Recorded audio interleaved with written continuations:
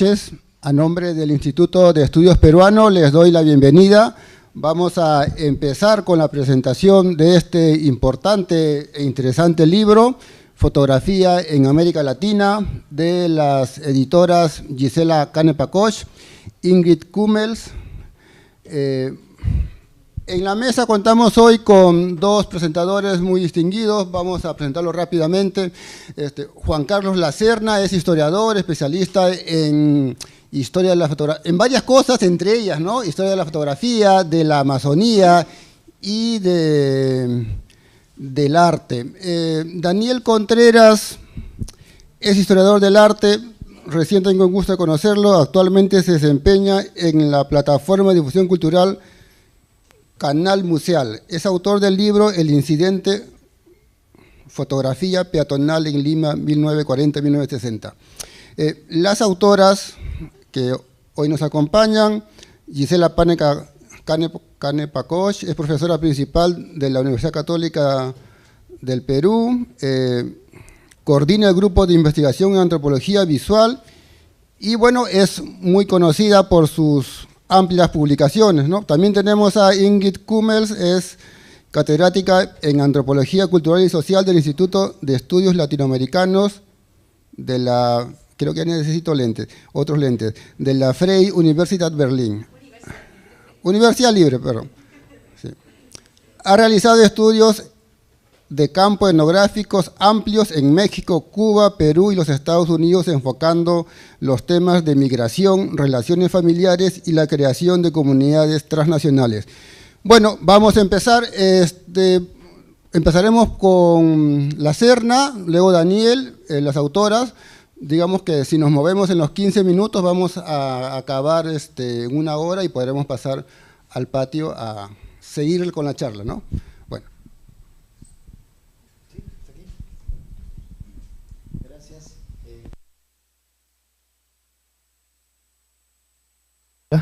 Ahora sí. Gracias por la invitación para presentar, en este caso, la edición en español de este trabajo que compilaron Gisela e Ingrid hace un par de años. Me interesa la fotografía histórica, me interesa la vinculación de la fotografía con la ciencia, ¿no? Y de alguna manera será la razón por la cual yo seleccionaré determinados artículos para comentar. He preparado un pequeño texto, espero poder leerlo rápidamente y no aturdirlos. Es un hecho que en las últimas décadas el interés por la fotografía histórica y en general los estudios sobre la visualidad ha despertado en el Perú. Desde la historia, la antropología y las artes visuales se ha venido destacando la importancia de los archivos y registros fotográficos para el estudio de la realidad social, los imaginarios y sus usos en la construcción de las narrativas sobre el territorio, la población y la nación. Este interés, sin embargo, debe confrontar evidentes limitaciones que surgen de la compleja construcción de nuestra memoria visual. Muchos archivos y bibliotecas peruanos sufren una condición de feudalidad, es decir, más allá de las iniciativas de institucionalización de los repositorios documentales públicos, a fin de permitir su correcta conservación, organización y puesta al servicio del usuario, en muchos casos la accesibilidad sigue dependiendo de la notabilidad que pueda demostrar, carta de presentación en mano, cada investigador al momento de acercarse a la institución. Si a esta realidad se agrega el hecho que los archivos y bibliotecas, por lo general, solo han acopiado los documentos fotográficos sin elaborar guías descriptivas o catálogos virtuales que ofrezcan al investigador la información necesaria para iniciar una búsqueda, entenderemos que el trabajo con las fotografías históricas requerirá de muchas horas de pesquisa y dependerá, en todo caso, de la buena memoria o la simpatía del funcionario a cargo del fondo y del servicio.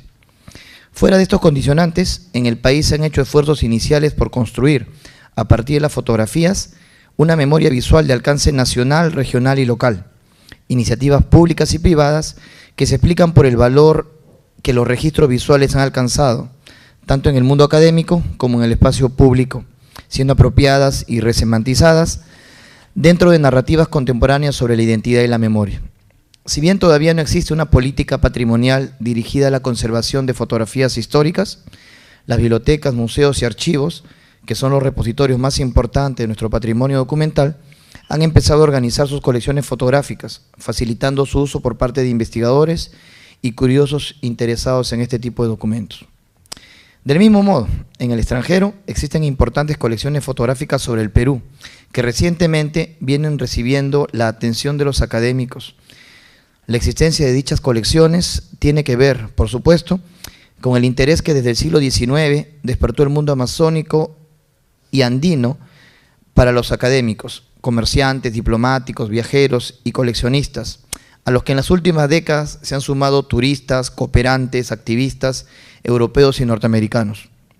Como parte de sus políticas de apertura al usuario, algunos de los materiales contenidos en estos repositorios han sido digitalizados y sus catálogos, así como algunos clichés, pueden ser ubicados por investigadores e interesados a través de los servicios que ofrecen las instituciones a través de la red. Sin embargo, al margen de las colecciones institucionales, públicas o privadas, diferentes publicaciones referidas a la fotografía histórica en el Perú se han realizado tomando como base los archivos particulares y familiares, herencia de la obra de reconocidos artistas y fotógrafos activos en el país, entre el último tercio del siglo XIX y la primera mitad del XX. Así, estos trabajos han destacado la trayectoria individual del fotógrafo y el impacto que su obra ha tenido en términos del desarrollo de la actividad en el espacio regional o nacional. Fuera del mundo académico, la importancia que han alcanzado en tiempos recientes los materiales fotográficos históricos dentro de la esfera pública explica la rápida circulación que algunos de estos clichés adquieren a través de las redes sociales, páginas y blogs referidos a la historia local o regional. En muchos casos, la selección de determinadas imágenes, su apropiación y exposición por parte de determinados colectivos e individuos se convierte en una tarea fundamental para la reafirmación de sus propias iniciativas de carácter patrimonial, en la construcción de sus narrativas identitarias y en sus lecturas particulares acerca de la memoria y la historia social y cultural. El texto que hoy me toca presentar nos ofrece un conjunto de trabajos que reflexionan acerca de la fotografía histórica en esta región del mundo, ¿no? Latinoamérica, su producción, recolección y consumo, la dinámica del archivo y el acceso a los repositorios fotográficos, así como los usos y miradas contemporáneas de estas imágenes en propuestas artísticas, políticas y académicas. Es también la excusa para reflexionar acerca de la vinculación intelectual que nos une con la Academia Alemana, territorio cultural con el que hemos estado desde la historia y la antropología peruana emocionalmente bastante distantes. 4 de los trabajos que integran este libro nos recuerdan el interés que desde finales del siglo XIX despertó el territorio y la población andino-amazónicas para la etnología germánica. En tal sentido, esta obra también debería despertar la curiosidad de investigadores y estudiantes por el americanismo alemán, aprovechando, tal como exponen algunos de los autores, los nuevos mecanismos tecnológicos que permiten quebrar las fronteras físicas y burocráticas que hasta tiempos muy recientes habían hecho de estos materiales fuentes exclusivas para el uso de algunos privilegiados y que en un afán democratizador han sido expuestas y apropiadas a través de la red. Como se señala en la introducción, en las últimas décadas las fotografías históricas han sido rescatadas de colecciones particulares, archivos y repositorios públicos y empiezan a circular en archivos digitales, libremente a través de blogs y páginas de internet, incorporadas en estudios académicos y reescenificadas a partir de los nuevos usos que distintos públicos hacen de ellas.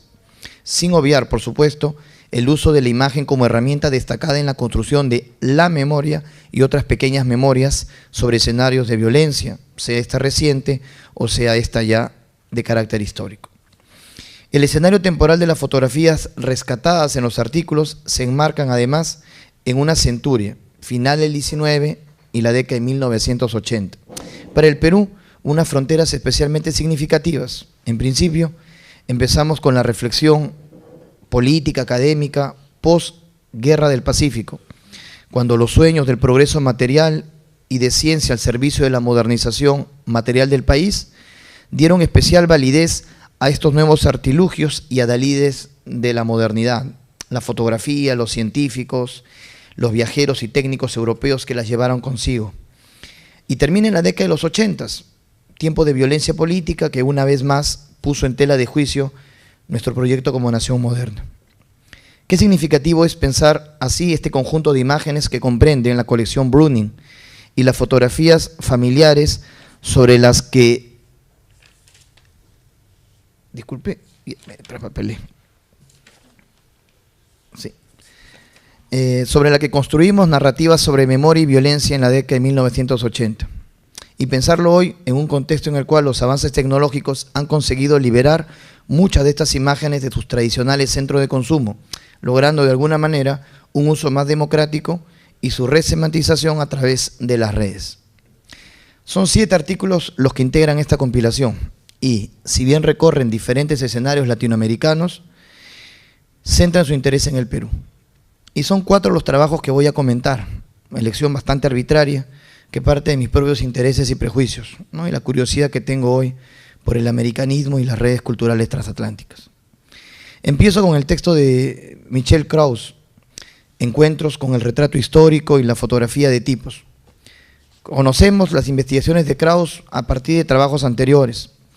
En esta ocasión, el autor reflexiona acerca de los retratos y fotografías tipológicas acopiados en el Museo Etnológico de Berlín. Más allá de la clásica sistematización que elaboró el museo para cada imagen, que incluye reconocimiento del grupo étnico, el fotógrafo, lugar y fecha de la toma, si lo hubiera, el autor intenta acercarnos al escenario en que las fotografías fueron producidas y reflexionar sobre las percepciones que marcan su consumo en públicos contemporáneos. Estas fotografías fueron producidas o recolectadas por una serie de investigadores, comisionados, fotógrafos y coleccionistas vinculados al mundo académico germánico desde la década de 1890, interesados en trazar un registro visual de la complejidad étnica y cultural sudamericana. La narración de la trágica historia de Meki, un indígena guató en la selva brasileña, que fue retratado por el etnógrafo Max Schmidt en 1901, sirve de pretexto para explicarnos su interés por hallar información sobre los sujetos fotografiados, las relaciones desiguales que marcan la producción de las imágenes y las negociaciones dentro de las que se enmarca el encuentro de los fotógrafos con los indígenas retratados. ¿Qué es lo que realmente sabemos de las personas que están ante nosotros en estas fotografías? Más allá de la etnia o pertenencia étnica que asume el fotógrafo debe tener el sujeto fotografiado.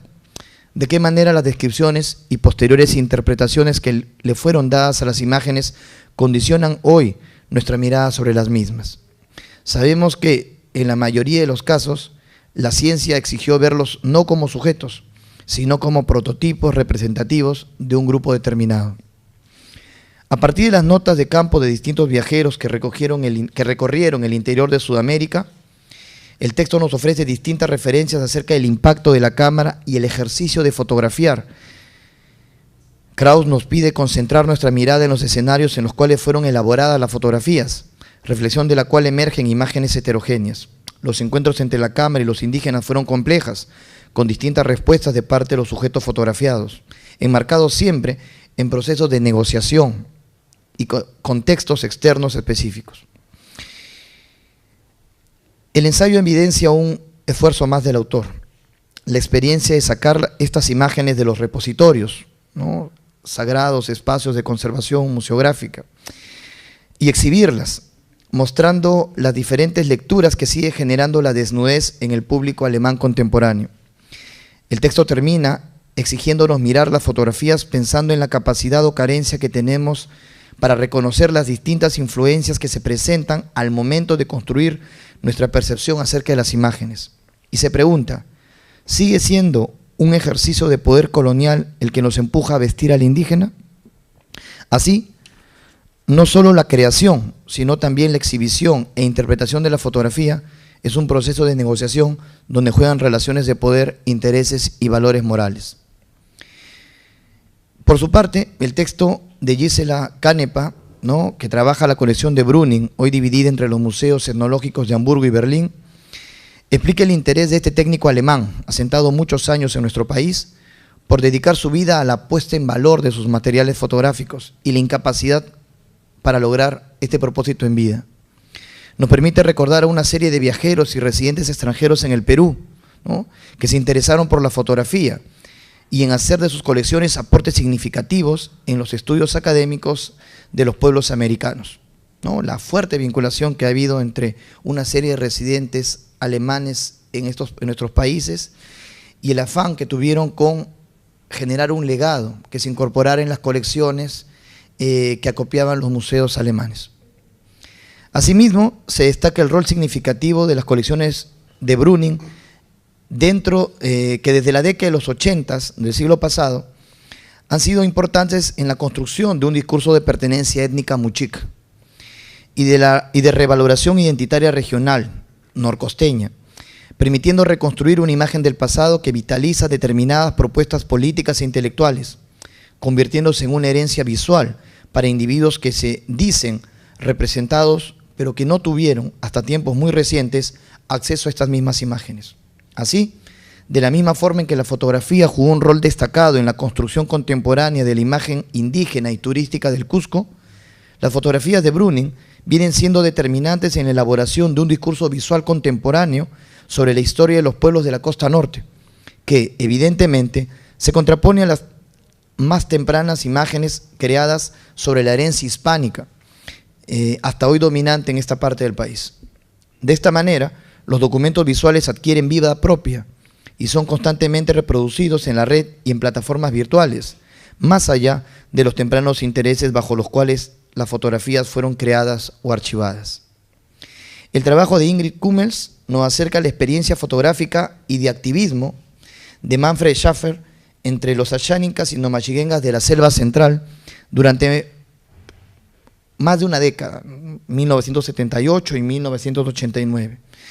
Schaffer y la propia Kummels pertenecen a una generación de jóvenes investigadores y cooperantes europeos que desde la década de los 70 llegaron al país y participaron activamente en el fortalecimiento de las tempranas organizaciones indígenas, especialmente en la Amazonía, al tiempo que apoyaron sus reclamaciones en una época donde la mayor presencia estatal generaba una serie de conflictos en la región, como justamente ocurrió con el proyecto hidroeléctrico que se pensaba habría de inundar las tierras de las comunidades del Perené, o los conflictos generados en la selva norte entre el cineasta Herzog y algunos líderes aguajún, ambos procesos denunciados en los trabajos fotográficos de Schaffer.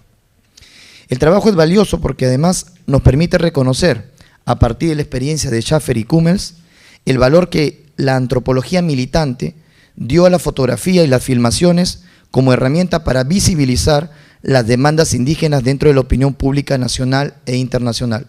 Y por supuesto, reconocer también las redes de solidaridad que permitió exhibir estas imágenes por medio de publicaciones, exposiciones y documentales en televisión.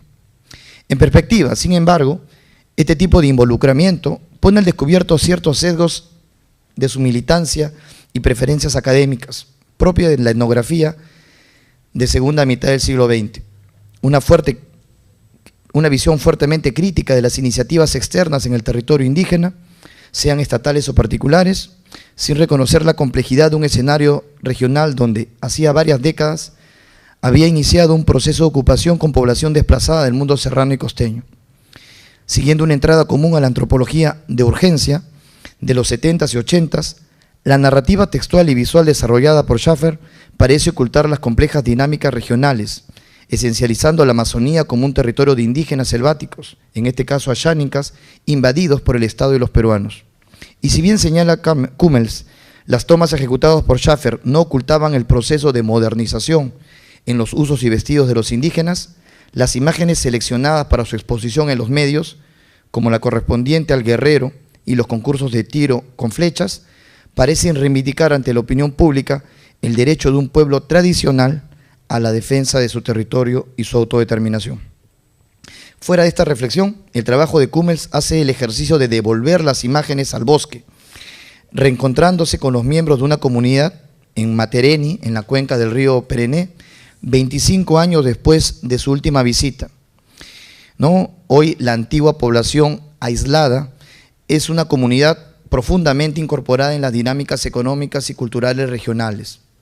Y por supuesto, donde las prácticas de consumo visual se han transformado. ¿Cuáles son los usos que los ayaninkas harán de estas imágenes históricas? Cuando hace 12 años realizaba una investigación de tesis en el Alto Perené, me encontré con la maravillosa historia de Adolfo Gutiérrez, líder ayaninka de Churingabeni. Hacia la década de los 60, el joven Gutiérrez, quien había trabajado en el comercio de frutas y café en la selva y Sierra Central, había adquirido una cámara fotográfica y, a usanza de los misioneros, funcionarios y estudiantes que entonces recorrían las nacientes comunidades ayánicas del Pichis y el Perené, él también fue retratando el mundo, las escuelas, su familia y los territorios adjudicados a las nacientes comunidades. Es quizás el primer caso donde la cámara es incorporada a la cotidianidad de un líder de una comunidad ayánica de la Selva Central. Pienso en la importancia de que determinados actores indígenas, mucho más cercanos a este artilugio de modernidad, otorgan a las fotografías a fin de legitimarse dentro del espacio local, reafirmando su rol de intermediarios frente a los otros actores regionales, como es el caso de los jóvenes líderes o maestros educados fuera de las comunidades y miembros de los clanes familiares políticamente más poderosos. La fotografía familiar se convierte en este caso en una herramienta para reafirmar la prolongada exposición que estos sujetos han tenido ante la modernidad visual, correlato verídico de su participación en las largas luchas y reivindicaciones de su pueblo. De otro lado, permite reconocer el pasado e inventar una tradición. Es la evidencia de la distancia material que existe entre el tiempo de la fotografía y la realidad actual, expresada en la vestimenta, viviendas, comida y vida cotidiana. Usos y prácticas que muchos líderes indígenas piden retornar a fin de fortalecer la identidad o la representación de la verdadera indigeneidad de sus colectividades. Voy a terminar aquí, voy a obviar el comentario que tenía sobre el texto de Reyes, ¿no? Simpaticísimo, importantísimo, porque además, si bien está basada en una investigación acerca de los materiales de Preus, este ícono de la historia del americanismo germánico en Colombia, debería, y me motiva a mí justamente para iniciar una exploración acerca de, dentro de los repositorios alemanes, ¿no? Como dije al comienzo, hay una fuerte lejanía emocional, ¿no?, que nosotros como historiadores o antropólogos peruanos tenemos con la academia alemana, ¿no? Sea por la mayor presencia de investigadores franceses o el mayor financiamiento que nos otorgan las universidades norteamericanas. Y siento que son repositorios valiosísimos que deberían ser explorados justamente para reconocer el impacto que estos materiales han tenido y pueden seguir teniendo en la construcción de una imagen acerca del Perú, de lo indígena, del territorio y de la nación. Más allá de los importantes aportes que ofrecen estos trabajos, pienso que es necesario reflexionar sobre las diferentes miradas que contemporáneamente a la generación de las imágenes fueron surgiendo en relación a ellas. Es decir, pensar cuál fue la recepción que estas imágenes, todavía no históricas, tuvieron en su tiempo, fuera de los círculos académicos para los que fueron generadas, dilucidando hasta qué punto nuestras miradas contemporáneas del indígena y su otredad son también herederas de un consumo temprano de estas fotografías, que hoy reaparecen, ejercicio fundamental para entender la manera en que hemos visualizado la complejidad territorial y étnico-cultural de nuestro país a lo largo del siglo XX. Muchas gracias.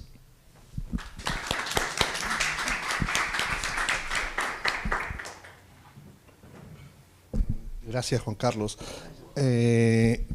Bueno, sigo yo.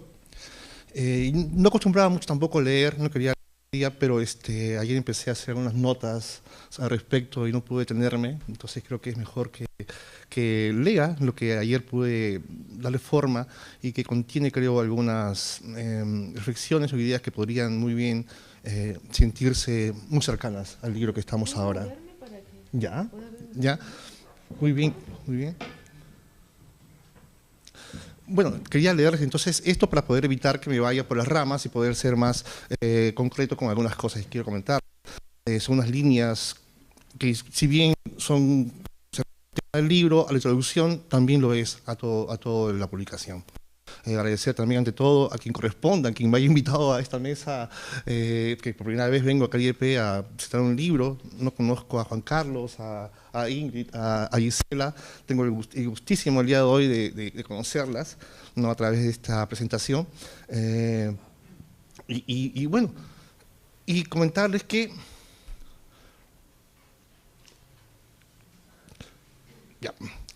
sobre todo agradecer por esta oportunidad de ser uno de los presentadores de un conjunto de textos que pienso, en su compilación, marcan un momento primero en la historia, lo que viene siendo la investigación sobre la fotografía y sobre sus usos y recursos.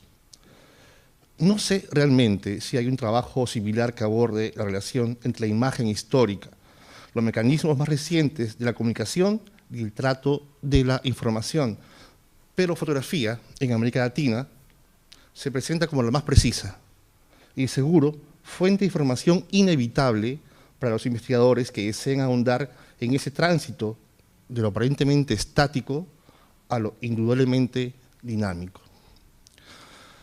Es interesante que en este momento, y a través de la mirada que ofrece la edición de fotografía en América Latina, estemos analizando una circunstancia, un contexto de análisis tan cambiante como es la circulación de las imágenes y los múltiples y moldeables contextos por donde fluye la información.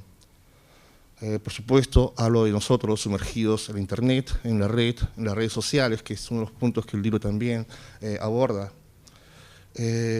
No sé si se han dado cuenta, pero cada vez parecen más lejanos, como si hubiéramos realmente, habláramos de un tema realmente del siglo pasado. Aquellos procesos ocurridos hace tan solo 30 o 40 años parecen tan lejanos. Historias que venían de mucho más atrás. Es más, se puede pensar que antes de las redes sociales e Internet no existían estas formas de circulación y funcionamiento de los mecanismos de consumo de la imagen, pero sí existían, solo que ahora se cuenta con Internet y con las redes sociales como radical herramienta de difusión. Pongo un pequeño ejemplo. En una extensa exposición en la que tuve la oportunidad de narrar un primer devenir de la ilustración peruana infantil literaria durante un siglo, hallé un grabado en el considerado primer libro para niños publicado en provincias, en este caso en Puno, en 1937, llamado Niños del Collao, de un profesor llamado José Portugal Catacora, edición rural en la que aparece esta imagen. Bueno, esa imagen de la exposición que estaba comentándoles, el libro Niños del Collao, que es un libro, como decía, publicado en Puno, en la década del 30, considerado el primer libro publicado en provincias, y contiene una serie de grabados, entre ellos este de acá, si pueden verlo. Esta imagen. Indudablemente esta imagen basada en la fotografía Chicucha y Policía, de Martín Chambi, del año 1924. Tan solo un poco más de 10 años separan ambas obras, la fotografía y el grabado que ustedes han podido ver acá. Ahí pueden ver la comparación. Es indudablemente que ha sido una circulación de imágenes potente, primera en estos años. Nuevamente, un poco más de 10 años separan ambas obras y esta imagen que resurge, la de Chambi, a raíz de las primeras y profundas investigaciones sobre Chambi a inicios de la década de 1970, ya era parte de un libro en el que intervienen artistas relacionados al grupo Laika Kota, medio siglo antes de esas investigaciones pioneras sobre Chambi. Ven esta imagen ya basada en la obra de Chambi, pero la vemos conceptualizada y reinterpretada de otra manera, que es algo que sucede actualmente y estamos ahora conversando respecto al libro. Porque al parecer siempre hemos estado en un mundo de redes, de estructuras, de tramas sociales, de redes sociales, concepto que sin duda procede de la antropología y de la etnografía, cuando el mundo se desenvolvía bajo el rumor como principal fuente de información, el conocido boca a boca. A veces parece que siempre ha sido lo mismo, los mismos movimientos, los mismos procesos, solo que ahora tenemos el complemento y herramienta de las redes sociales y de la Internet. Ya no son las enciclopedias, los álbumes de cromos, de figuritas, ni los diarios, ni la televisión, ni las revistas, los lugares desde donde se convive y consumen las imágenes. Hoy es la Internet. Pero el archivo sigue siendo nuestro terreno de labor para nosotros, los investigadores. y cómo esos archivos cambian ahora que se ofrecen de forma desmedida entre cientos de miles de usuarios de las redes, dejando atrás el ámbito académico. Y esa es una pregunta constante en el libro Fotografía en América Latina. Si bien entre los 7 artículos se trata el caso de 4 países como México, Colombia, Perú y Brasil por parte de investigadores locales, estamos ante un devenir que involucra a toda la humanidad y diversos aspectos culturales que hoy se desarrollan en las redes y en Internet de forma absoluta e indudable. Para mí, y seguro que para ellos aquí presentes, se torna inevitable que la historia personal y el acto de producción, ya sea en curaduría, museografía, investigación o escritura, se involucre de manera formal y de contenido en los resultados que uno produce. En mi caso, simplemente a veces me dejo llevar por apreciaciones muy subjetivas, como lo es, por ejemplo, haber relacionado inconscientemente la etnografía, las historias y las fotografías históricas con los museos del pasado, o archivos ya muy investigados.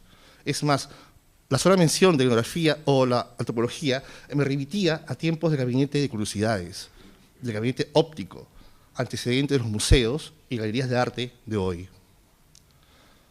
Una coincidencia casi celestial, me voy a permitir ahora comentarles y contarles también, me ha llevado junto a la historiadora Teresa Arias Rojas, aquí presente, con quien hemos hecho un proyecto que justamente comentó nuestro amigo de presentarme, Canal Museal, que es un proyecto que se desarrolla en Facebook, aquel terreno que si fuera un país sería el tercer país más grande luego de la China y de la India.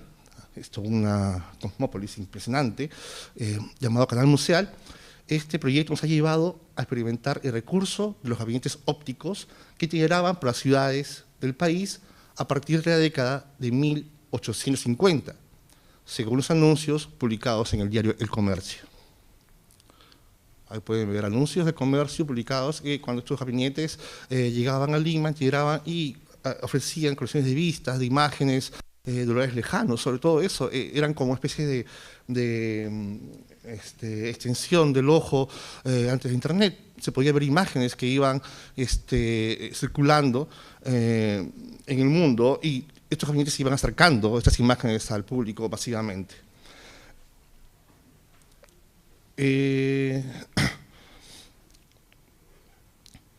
Estos gabinetes iteraban, como decía, se movían por varios lugares y entre estos lugares de itinerancia se encuentra Cajamarca, donde en 1839 arribó uno de estos artefactos de la imagen, el entretenimiento masivo popular. Hasta la semana pasada, con Teresa, estuvimos en Cajamarca, precisamente realizando en el Museo de Etnografía de Cajamarca una instalación llamada el Gabinete Óptico de Canal Museal. Usos y recursos del archivo, que no es sino una suma y acumulación de imágenes y objetos relacionados con ella y de la información contenida en cada grupo de documentos y registros que pensamos itinerar luego por diversos lugares de exposición. Aquí podemos ver un poco las imágenes de estos gabinetes que estamos trabajando con un proyecto curatorial y de investigación. Ahí estoy yo en una fotografía que me hace demasiado justicia. Y menciono esto porque la lectura del libro de Gisela y de Ingrid, Fotografía en América Latina, que llegó a mi casa hace 3 semanas, nos acompañó durante todo el desmontaje del gabinete la semana pasada. Y justo cuando luchábamos entre 2 frentes de trabajo y de reflexión, el de cómo dinamizar la mirada y los discursos del investigador, en cómo lograr una nueva socialización del archivo mediante artefactos de lectura itinerantes, redes museales, cómo abordar la circulación de imágenes en Internet, y tal como mencioné antes, cómo pasar de lo estático a lo dinámico. El libro Fotografía en América Latina, de Gisela y de Ingrid, llegó a nosotros, a mí, oportuno, preciso, como toda investigación que se merece, lleno de preguntas e interrogantes, más que de respuestas, pero siempre ofreciendo caminos hacia la práctica de buscarlas y de hallarlas. La edición de Fotografía en América Latina lo que hace, a mi parecer, es confirmar que la etnografía y la antropología son las disciplinas académicas que más se acercan a todo lo que representa lo humano en tiempos de la Internet. A través de sus métodos de observación y de registro, podemos abordar y medir cómo se mueve y transforma la información entre nuestros grupos sociales o cómo funcionan las nuevas tecnologías para los seres humanos y cómo las vivimos. cómo las apropiamos, cómo las usamos. Y reitero nuevamente lo evidente,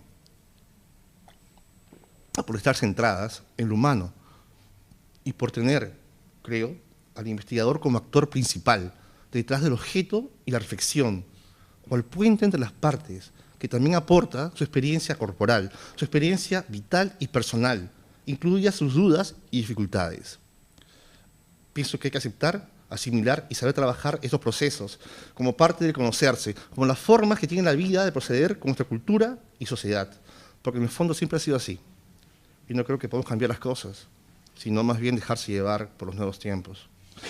Creo que todo ello es necesario y válido los métodos que utiliza la investigación, incluida esta misma presentación que estoy haciendo en este momento, donde he mencionado experiencias personales, como el tema del gabinete, en el cual también hemos incluido algunas investigaciones visuales que hemos realizado y que han sido base para el trabajo tanto de Canal Museal, Teresa y mío, las indagaciones que tienen similares caminos y búsquedas que los casos presentados en el libro de Ingrid y de Gisela. ¿Qué es lo que somos? ¿Qué hemos dejado atrás? ¿Y hacia dónde vamos? Preguntas y preocupaciones constantes que suelen surgir, al igual que los estudios aquí reunidos. ¿Qué es lo que deberemos enfrentar mañana? Nuevamente, lo personal aparece como una marca, pues son los ejes del mismo libro y sus textos, y la acertadísima elección de trabajar los títulos de cada uno mediante un llamado previo al tema, lo que permitió que las distintas nociones y reflexiones propuestas acompañen y avalen los campos que he estado trabajando durante los últimos años, y que por tres áreas decidimos retomar como parte importante de nuestro reciente gabinete óptico, denominando nuestro trabajo como una investigación sobre fuentes no convencionales para el estudio de la historia del arte y la fotografía. Todos los temas incluidos en el libro funcionan respecto al trabajo práctico de la investigación sobre estas fuentes.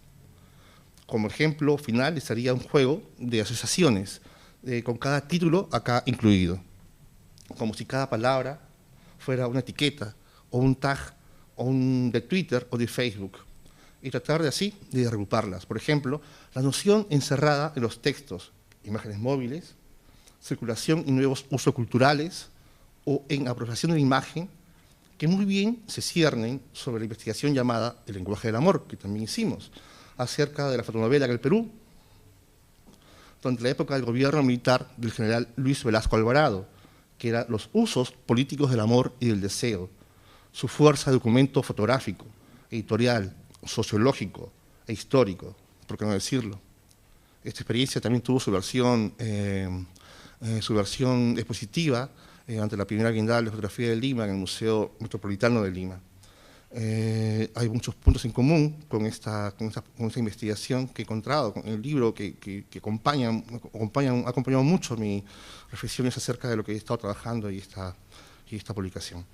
O también otros títulos como Reconociendo el pasado y el presente a través de la fotografía, junto a Memorias inesperadas y Miradas y rostros de la ausencia, que muy bien estos temas definen otro proyecto que forma parte del gabinete, Santos Inocentes. Tránsito de imágenes. Proyecto, libro y exposición que recupera la memoria fotográfica surgida como rito popular en el siglo XIX, a través del velorio de angelitos y el procedimiento de incluir el daguerrotipo o la fotografía en la misma lápida del nicho de los niños muertos. Un ejemplo, además, de cómo el tiempo deteriora las imágenes fotográficas, resultando allí un símil entre el cuerpo humano y el cuerpo químico. Y sobre todo, vuelvo nuevamente al texto introductorio de Gisela y de Ingrid, imágenes e identidades a través del tiempo y el espacio, o también al texto de fotografías y personas, o construyendo memorias visuales, los cuales se enmarcan perfectamente con el tema de las fotografías incidentales.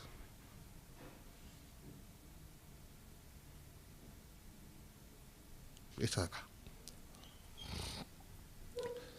O peatonales, que surgieron durante las décadas de 1940, 1950 y 1970, y que recogimos en una exposición durante también la primera Bienal de Fotografía de Lima, y que hemos vuelto a incorporar en el gabinete óptico, y que también ha sido publicado en un libro, ¿no?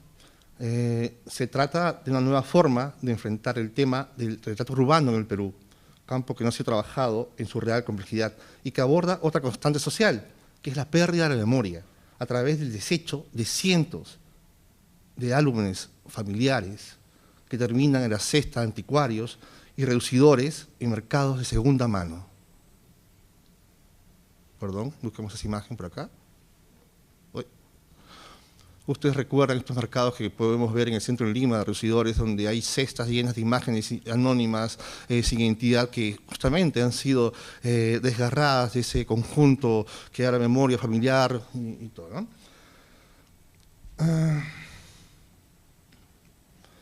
Bueno, esta investigación aborda otra constante social, que es la pérdida de memoria a través del desecho de cientos de álbumes familiares que terminan en la cesta de anticuarios y reducidores de segunda mano en el centro de Lima. Memoria química al peso, identidades anónimas por kilos. ¿Cómo devolverles identidad e historia? Todas ellas son historias fotográficas unidas por el riesgo de la pérdida, bajo una constante sensación de que el tiempo corre y que cada vez es más tarde para emprender la recuperación del conocimiento. El libro, Fotografía en América Latina, también descubre aquella relación indesligable entre lo tecnológico y lo fotográfico, no solo desde las nuevas redes de información, sino en esas ansias de portabilidad, de hacerlo todo cada vez más rápido y manejable, que acompañó y facilitó en gran medida la labor de los etnólogos y antropólogos que pudieron capturar con mayor fidelidad la realidad que registraban en las lejanías de su sociedad gracias a cámaras fotográficas cada vez más compactas y automáticas. Pero atrás quedaban procesos que persistieron durante el tiempo y que luego cayeron en el olvido, procesos importantes que llenan vacíos y que muy bien pueden iluminar distintas sombras que hoy se ciernen sobre el histórico. Otra luz para la historia surge desde el fondo de las pantallas. Quería comentar esto de esta forma un poco más personal porque quería también hacer sentir a Ingrid y a Gisela de que su libro, aparte de ser una fuente de información y de investigación, también puede resultar un acompañante al investigador y a su trabajo de producción, avalando diversas dudas que uno puede tener en un campo tan nuevo como es el manejo de la información, las imágenes en estos tiempos de las redes sociales. Gracias. Gracias.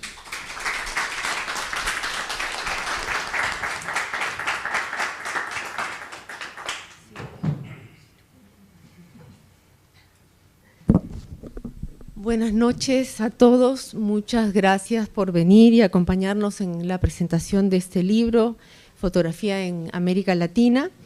Quiero empezar haciendo un comentario breve sobre la traducción y la importancia que tiene para nosotros haber podido publicar este libro en castellano también, ¿no? Hay una primera versión del texto que se publicó en el 2016 en inglés y rápidamente nos dimos cuenta que no estaba llegando al público que nos era más cercano, ¿no? A nuestros colegas latinoamericanos, a nuestros estudiantes. Recuerdo que estábamos buscando a colegas que quisieran hacer reseñas sobre el libro, por ejemplo, en inglés, ¿no? Y había colegas latinoamericanos que o no leían inglés o no se sentían cómodos leyendo el libro en inglés y haciendo una reseña, eventualmente también para revistas en inglés. Entonces, tampoco nos lo podíamos recomendar con tanta facilidad en los cursos, por ejemplo, en antropología visual, ¿no? Y nuestros colegas de provincias en Perú también se encontraban alejados, el acceso a la lectura del libro no estaba garantizada. Entonces, estamos muy, muy contentas que el IEP haya estado interesado en poder publicar esta versión en español del libro y ya, aunque ha salido apenas hace algunas semanas, ya nos podemos dar cuenta que este público al que queríamos llegar está empezando a leer el texto, ¿no? Y el texto está empezando a circular. Por ejemplo, la semana pasada fue el Congreso de Antropología en la ciudad de Arequipa, pudimos presentar el libro ahí, o sea, tuvo una presentación anterior a la de acá, en el IEP, pero estuvimos muy contentos de poder presentar el libro en Arequipa y de ese modo contribuir al desarrollo también del campo de la antropología visual, tanto en la región como en el Perú, ¿no? Y en ese sentido consideramos también que el libro en su versión en español es un libro nuevo, no es el mismo libro que que en su versión en inglés, ¿no? Está ya llegando a un nuevo público, va a tener nuevas interpretaciones a la luz de procesos sociales particulares a América Latina y al Perú, va a dialogar con otras tradiciones académicas, por lo tanto va a tener una trayectoria muy distinta a la que tiene la versión en inglés, va a tener una vida propia en relación al otro texto, ¿no? O sea, como objeto cultural, que es además un concepto que nos interesa mucho para pensar la fotografía, como objeto cultural este texto en español ya es completamente otro texto que el inglés.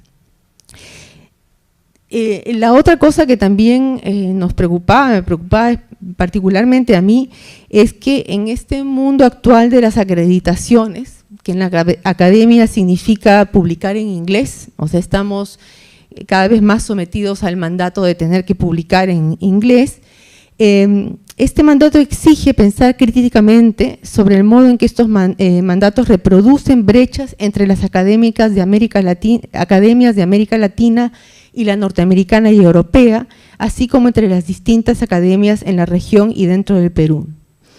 Entonces, para responder a estos mandatos, nos pareció importante sacar una versión en español también.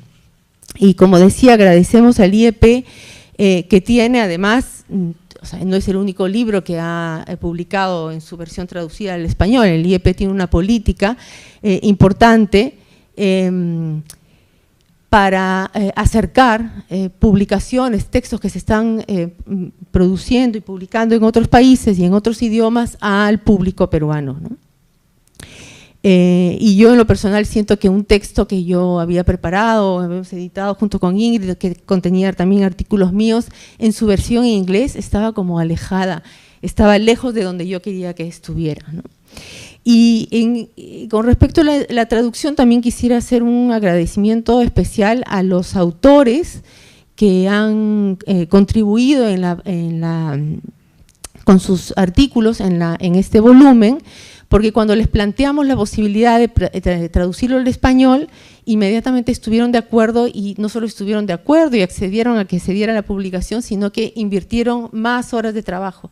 Muchos de estos textos originalmente no fueron escritos en inglés, fueron escritos en alemán, fueron escritos en español, luego los tradujimos al inglés para la publicación en inglés, y luego había que hacer como un camino para atrás, ¿no? Entonces, había artículos que estaban escritos mitad en inglés, mitad en castellano, en fin, implicó un montón de trabajo para todos nosotros, y todos nuestros colegas, colaboradores del volumen, estuvieron dispuestos y deseosos de hacerlo, y en un tiempo rápido también, ¿no?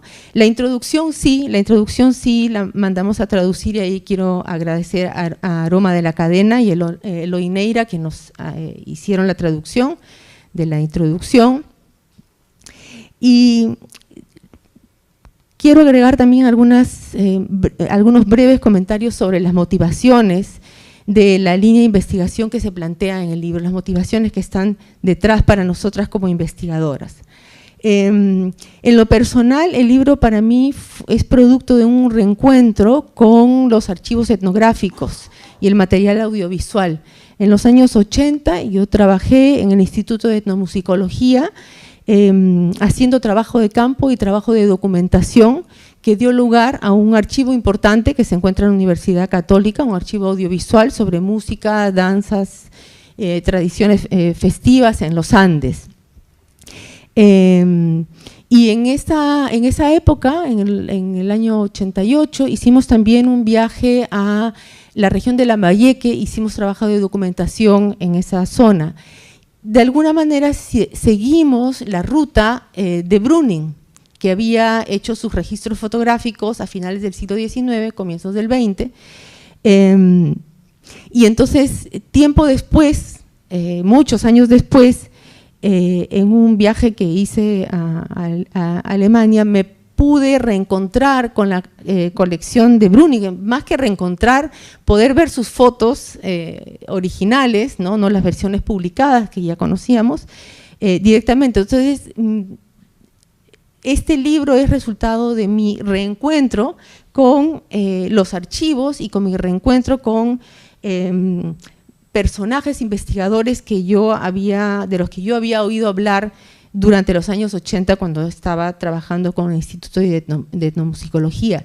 Y ahí sí, también tiene que ver este libro con el vínculo con la academia alemana, con la antropología alemana, la americanística, ¿no?, de la que estaba hablando Juan Carlos, y que igual que él, invito a todos a realmente dar una mirada en esa dirección, porque como a mí y como Juan Carlos nos está abriendo caminos de reflexión sobre nuestra propia historia antropológica, pero también nos está ofreciendo un conjunto de temas nuevos y maneras nuevas de mirar y materiales que podemos también traer a nuestras investigaciones sobre el Perú y pensar el Perú también en relación, o sea, de manera transcontinental, en relación a los diálogos que las academias europeas, alemana en particular, y las latinoamericanas han tenido desde siempre, ¿no?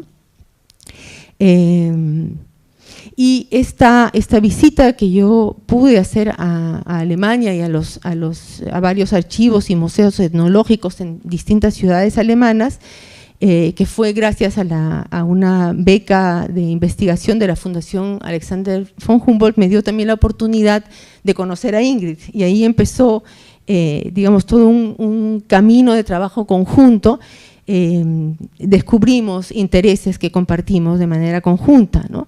Y uno de estos intereses, que está estrechamente vinculado a esta publicación y a una serie de actividades que venimos realizando desde entonces, o sea, desde 1914 ya, tiene que ver con el deseo de pensar los materiales de archivo, ya sean estos institucionales o personales, más allá de su condición de fuente o medio de representación, para problematizarlos como materialidades, más precisamente como objetos culturales inmersos en relaciones sociales y afectivas, regímenes de valor y en procesos de producción y circulación de conocimiento.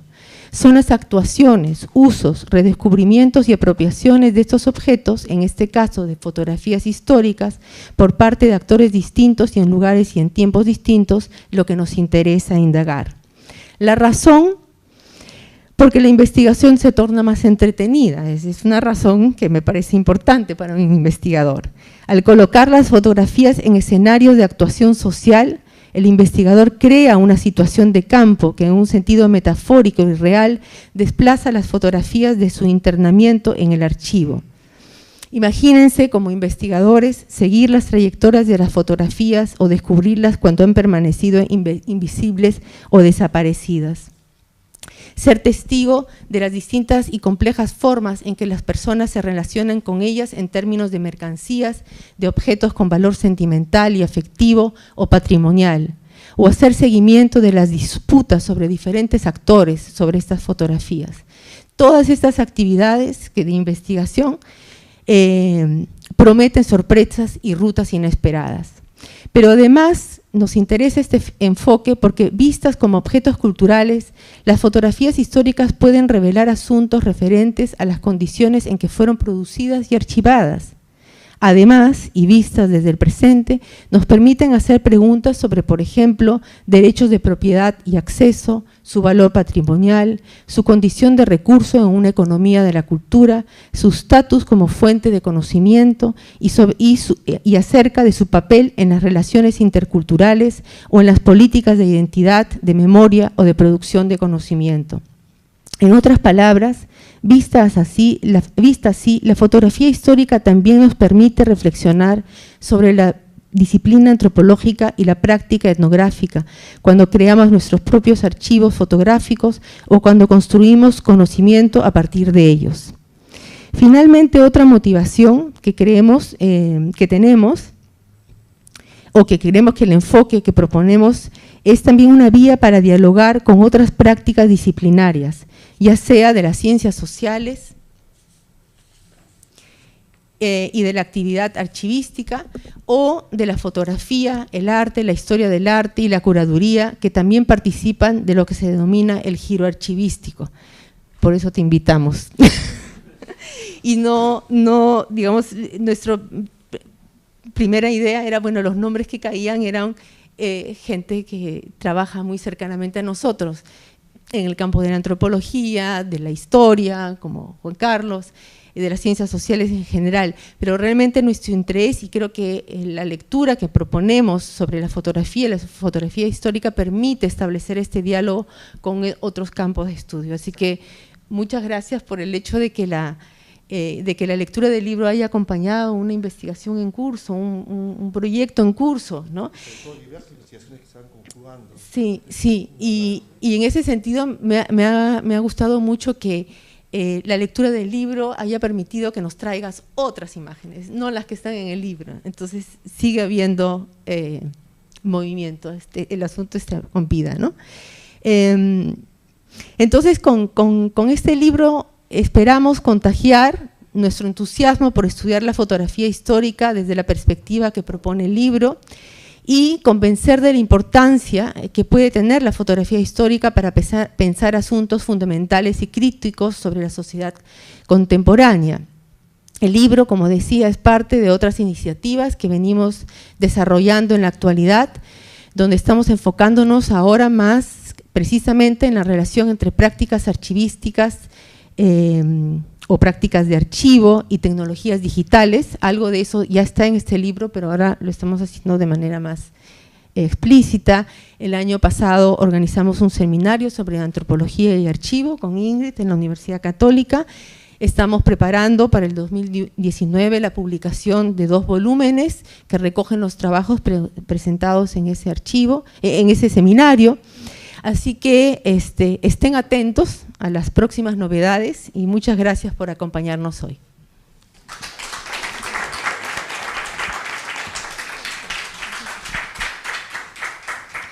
Bueno, yo quisiera brevemente sumirme a esos agradecimientos al Instituto de Estudios Peruanos por publicar este libro en español, que, bueno, Gisela ya explicó por qué nos parece tan importante, y a ustedes por estar aquí presentes. Y quiero nada más decir, bueno, estas fotografías, ¿no? Son algo, ellos tienen una agencia, justamente todos los casos que se tratan en el libro es porque nos dan sentido desde el presente.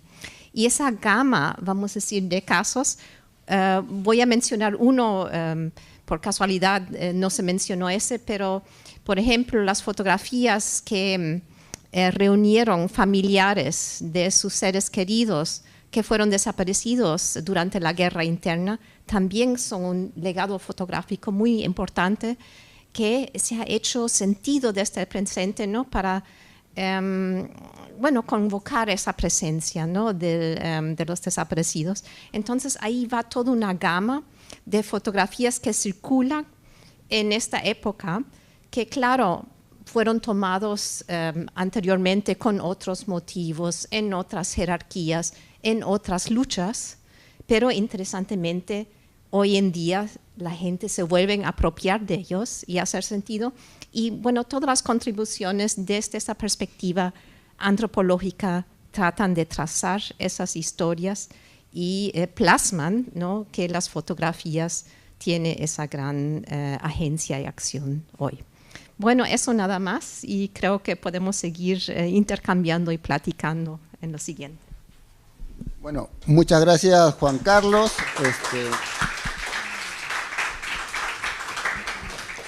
Gracias, Daniel. Nos ha regalado además una ponencia sobre el gabinete óptico a las autoras, Gisela Canepa y Ingrid Campbell.